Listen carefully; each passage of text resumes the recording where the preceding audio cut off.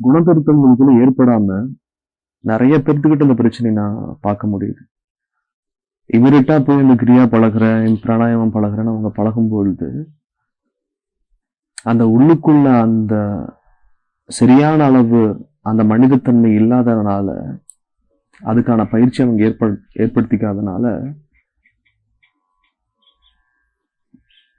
பிராணாயாமம் அவங்களுக்கு மிகுந்த சிரமத்தை ஏற்படுத்துது. இதுல எல்லாரும் தெளிவா புரிஞ்சுக்கணும். அப்ப உங்களுக்குள்ள அந்த பணிவு, பக்தி, ஸ்ரத்தை, எல்லா உயிர்களையும் நேசிக்கக்கூடிய தன்மை, நடுநிலையா இருக்கக்கூடிய தன்மை, இது எல்லாம் ஏற்பட்டா மட்டும்தான். அது நடிச்சீங்க அப்படின்னா பிராணாயாமம் சித்திக்காது. உங்களுக்குள்ள நிஜமாவே அந்த குணத்திருத்தம் ஏற்படும். ஏன்னா பொதுவா நம்ம வெளியே நம்ம சரியானவங்களா இருக்கணுங்கிற மாதிரி காட்டிப்போம். அதுல பிரயோஜனம் இல்லை. அது உள்ள அந்த திருத்தம் ஏற்படும். அப்படி அந்த உள்ளுக்குள்ள அந்த திருத்தம் ஏற்பட்டா மட்டும்தான் பிராணாயாமம் சித்திக்கும். ஏன் பிராணாயாமம் இவ்வளவு அழுத்தி சொல்ல வேண்டியதா இருக்கு அப்படின்னா,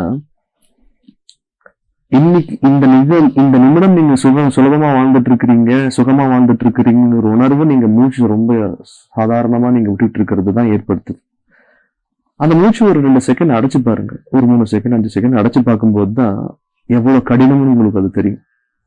அப்ப பிராணாயாமம் முழுக்க மூச்சை மையமாக வைத்து செய்யக்கூடிய ஒரு பயிற்சி. அப்பொழுது இந்த மூச்சை விடும்பொழுது உங்களுக்கு இருக்கக்கூடிய அந்த இப்பொழுது நீங்கள் சுகம் என்று நினைக்கக்கூடிய அந்த விஷயம் மூச்சிலை பயிற்சி செய்யும் பொழுது மிக சிரமத்தை ஏற்படுத்தும். ஆனால் அது யாருக்கு சிரமத்தை ஏற்படுத்தாது என்றால், அந்த இயமத்தையும் நியமத்தையும் ஆசனத்தையும் சரியாக புரிந்து வந்தவர்கள், அதன்படி வாழ்கின்றவர்களுக்கு பிராணாயாமம் மிகச் சுலபமாக இருக்கும்.